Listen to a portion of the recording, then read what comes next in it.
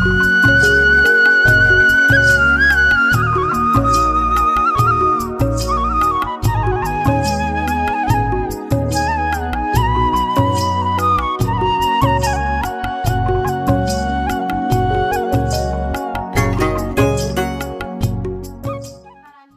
जी, राम राम जी। कैसे हो आप सब? आशा करती हूँ आप सब अच्छे होंगे। अभी लगभग शाम के 4 बज गए हैं और आज है 14 दिसंबर बुधवार।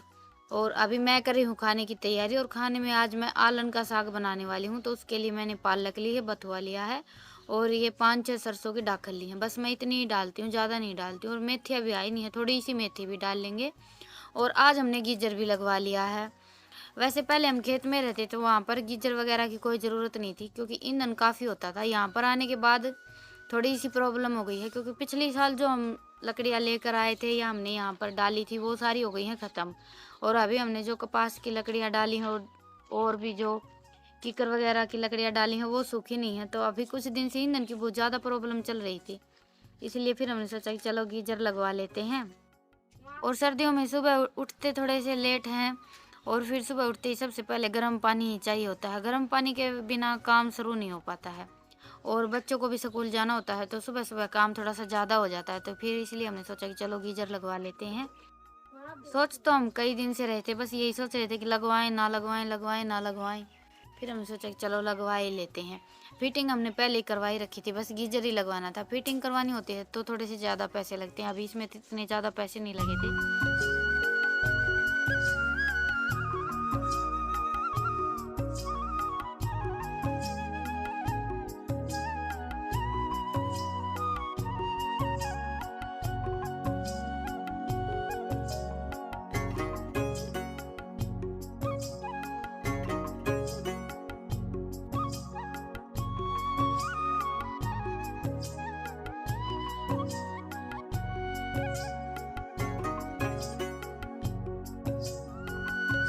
तो अभी साग को मैंने काट लिया है और अच्छी तरह से 2-3 बार धो लिया है। अभी इसमें 1 गिलास पानी डालकर चूल्हे पर रख देंगे उबलने के लिए।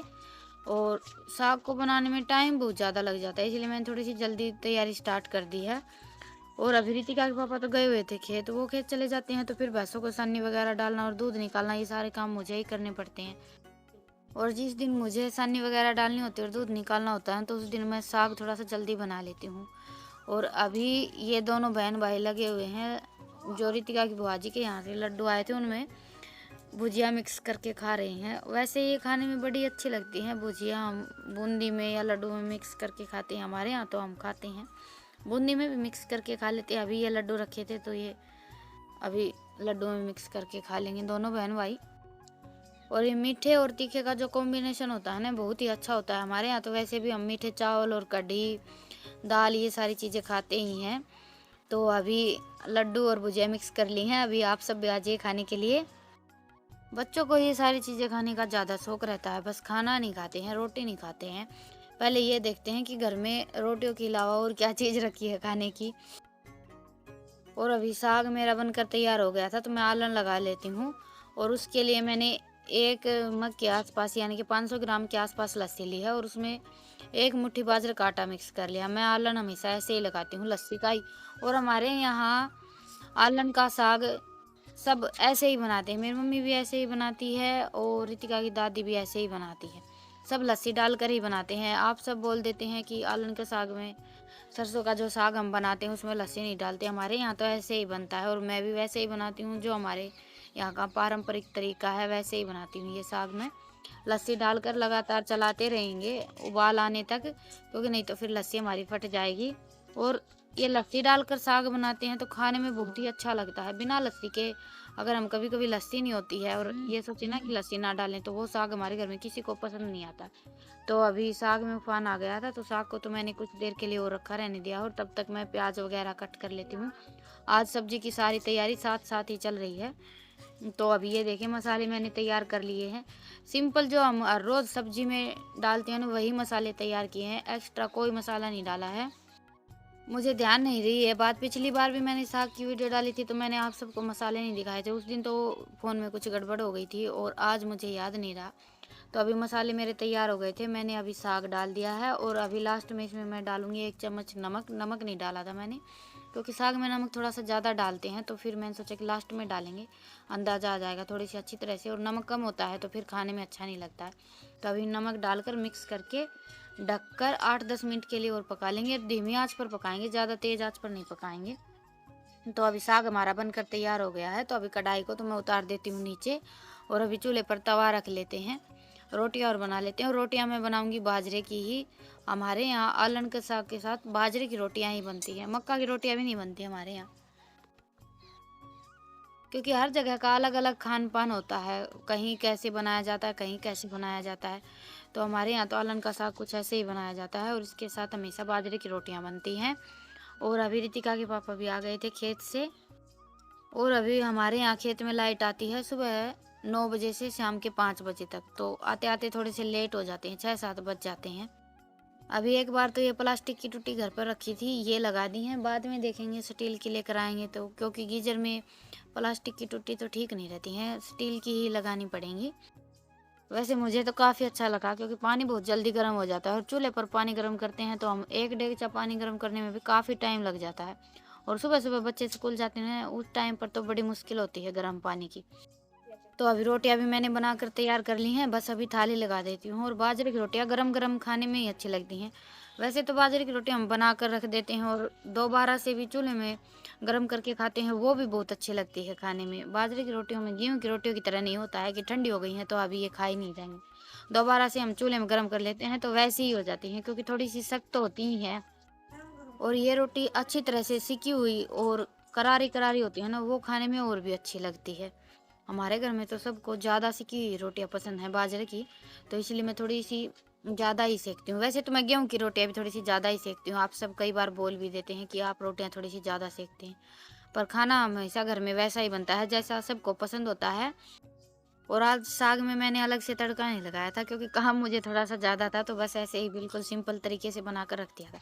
पर ये आलन का साग है ना, सिंपल तरीके से बनाते हैं, जैसे डेगची में उबाल लेते हैं और नमक मिर्च डाल देते हैं, वो भी बहुत अच्छा लगता है खाने में। तो ये देखिए, अभी ठंडा होने के बाद साग थोड़ा सा गाढ़ा हो गया है, और इसीलिए मैं साग थोड़ा सा पतला बनाती हूँ, क्योंकि ठंडा हो जाता है ना तो फिर तो बहुत ज़्यादा गाढ़ा हो जाता है। और अभी नूनी घी लगाकर मैंने रोटी रख दी, और ऊपर से थोड़ा सा घी और डाल दिया है। वैसे साग में हम नूनी घी डालकर खाते हैं तो खाने में बड़ा ही अच्छा लगता है। हमारे यहाँ तो घी थोड़ा सा ज़्यादा ही खाया जाता है। तो आप सब भी आ जाइए खाने के लिए। एकदम गाँव की देसी स्टाइल थाली तैयार हो गई है। आलन का साग है और बाजरे की रोटी है, और खाना थोड़ा सा गर्म ज़्यादा है। पर सर्दियों में 5 मिनट में सब्जी भी ठंडी हो जाती है और रोटियां भी ठंडी हो जाती हैं। गर्मियों में तो ठंडा होने का नाम नहीं होता, और सर्दियों में बस बना कर रखते हैं, साथ साथ सब कुछ ठंडा हो जाता है।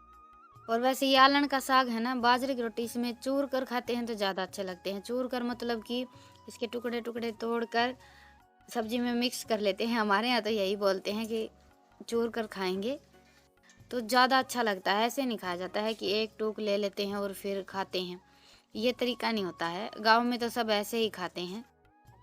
साग के साथ रोटियां खाने का तो यही तरीका है। जो गांव में रहते हैं उन्हें तो पता ही होगा, क्योंकि गांव में लगभग सभी ऐसे ही खाते हैं, छोटे छोटे टूक लेकर कोई भी नहीं खाता है।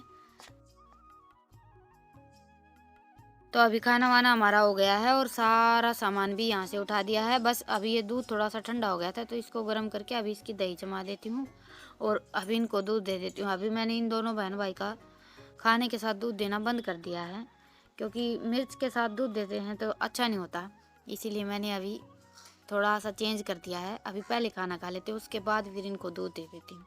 वैसे रितिका ने तो आज रोटियां थोड़ी सी ज़्यादा खा ली थी, तो रितिका ने दूध लिया नहीं था, बस ईशांत ने थोड़ा सा दूध लिया है। और इन दोनों बहन भाई का यही है, खाना खा लेते हैं उसके बाद फिर दूध बहुत कम लेते हैं, कभी कभी लेते हैं। बस रोटियां खा लेते हैं, उसी में पेट भर जाता है इनका। तो अभी चूल्हे पर मैंने रख दी है चाट। आज चाट नहीं बनाई थी अभी तक, और जो परली साइड चूल्हा रखा था वो मैं अभी जलाती नहीं हूँ। उस पर अभी मैंने मिट्टी वगैरह कुछ भी नहीं लगाई है, बस सीमेंट लगा कर छोड़ रखी है। तो ये डेगची तो है मेरी थोड़ी सी छोटी, इसमें तो मैं बस दूध गर्म रखती हूँ। और आजकल दूध मैं सुबह आ रहा मैं ही गर्म रख देती हूँ, और दूध जमाती हूँ मैं इस डेगची में। सीधी मशीन लग जाती है सुबह इसमें। डेगची में जमाते हैं तो फिर दही सुबह इसमें डालनी पड़ती है। तो अभी दूध वगैरह जमाने का सारा काम मेरा निपट गया था, और अभी बर्तन साफ़ कर लेती हूँ। आज बर्तन थोड़े से ज़्यादा इकट्ठे हो गए हैं, क्योंकि सब्जी बनाने के बाद मैंने फिर बर्तन नहीं धोए थे, नहीं तो मैं पहले सब्जी बनाती हूँ और उसके बाद फिर थोड़े बहुत जो बर्तन होते हैं ना वो सारे धोकर रख देती हूँ, और बाद में खाने के जो बर्तन होते हैं वो फिर बाद में धोती हूँ। पर अभी सर्दी आ गई ना तो सारे बर्तन एक बार ही इकट्ठा कर लेती हूँ और उसके बाद फिर सारे इकट्ठे ही धोती हूँ। एक बार पानी में हाथ दबो लेती हूँ, उसके बाद तो आलकस आता नहीं है।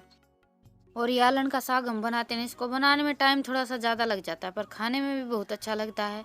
और सर्दियों में तो उसके उतना बनाना ही चाहिए। वैसे मैंने तो इतना ज़्यादा इस बार बनाया नहीं है, बस एक दो बार ही बनाया है, नहीं तो सर्दियों में हमारे घर में बथुआ का साग, पराठे वगैरह, हरी सब्जी ज़्यादा बनती है, दुकान की सब्जी थोड़ी सी कम ही बनती है। पर इस बार हम खेत नहीं जा पाते तो इतनी ज़्यादा नहीं बन पाती हैं। और सर्दियों का तो यही है कि जितनी हो सके उतनी हरी सब्जी ही खानी चाहिए, क्योंकि ये बथुआ का सीजन है तो कुछ दिन ही चलता है, उसके बाद तो फिर ख़त्म हो जाता है। दुकान की सब्जी तो हम कभी भी लेकर आ सकते हैं। और गांव में रहने का तो यही फ़ायदा है कि जब भी मन करे तभी बथुआ, पालक वगैरह सब ताज़ी लेकर आएँ और बना लें। और सर्दियों में अगर जी भरकर आलन का साग और बथुआ वगैरह नहीं खाया तो फिर गांव में रहने का फ़ायदा ही क्या है, क्योंकि इसमें बस मेहनत थोड़ी सी ज़्यादा करनी पड़ती है। बाकी ये तो है नहीं कि हमें बाहर से कुछ लेकर आना होता है। कई बार ऐसा होता है कि कोई सब्ज़ी मिलती, कोई नहीं मिलती। खेत की सब्ज़ी का तो ऐसा है कि जब मन करे तब बना ले। तो अभी बर्तन मैंने धोकर रख दिए हैं और अभी ये पलंग और उठा लेते हैं, क्योंकि अभी रात को थोड़ी बहुत ओस तो होती ही है। गर्मियों में तो ये पलंग वगैरह सब बाहर छोड़ देते हैं, सर्दियों में तो सारा सामान उठाकर अंदर रखना पड़ता है और सुबह बाहर निकालना पड़ता है, क्योंकि अंदर तो बैठने का बिल्कुल मन नहीं करता। अंदर तो ठंड इतनी ज़्यादा होती है कि पूरा दिन बस बाहर ही रहते हैं। तो अभी सारा सामान वगैरह उठाकर रख दिया था और अभी इन भैंसों को और अंदर बांध देती हूँ, ठंड हो गई है। वैसे तो इस बार और सालों के हिसाब से बहुत कम ठंड हो रही है। दिसंबर का महीना आ गया है और ठंड नहीं होती इतनी ज़्यादा, पर सुबह शाम तो ठंड होती ही है। पर दोपहर को धूप इतनी तेज़ की होती है कि धूप में बैठ भी नहीं पाते हैं, नहीं तो इस टाइम पर इन दिनों में इतनी ज़्यादा ठंड होती है, बहुत ज़्यादा।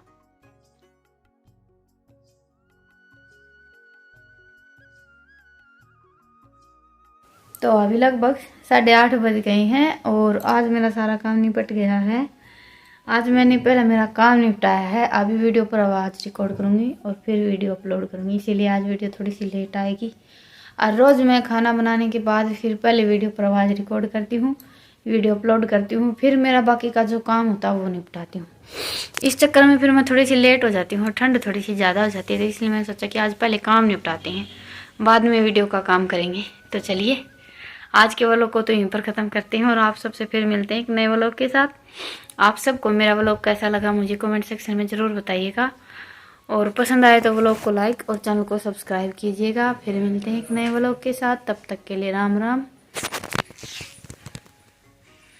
जर्सी पैरी पैरी सोड में बढ़ रही थी। हाँ मैं तो आपकी जान बंदा हूँ, करड़ा बांध के आई हूँ और थम देखे संभाले थोड़ा ना संतुष्टि है तो कौन कर ना कोई मेरा ना बावड़ी है कि हाँ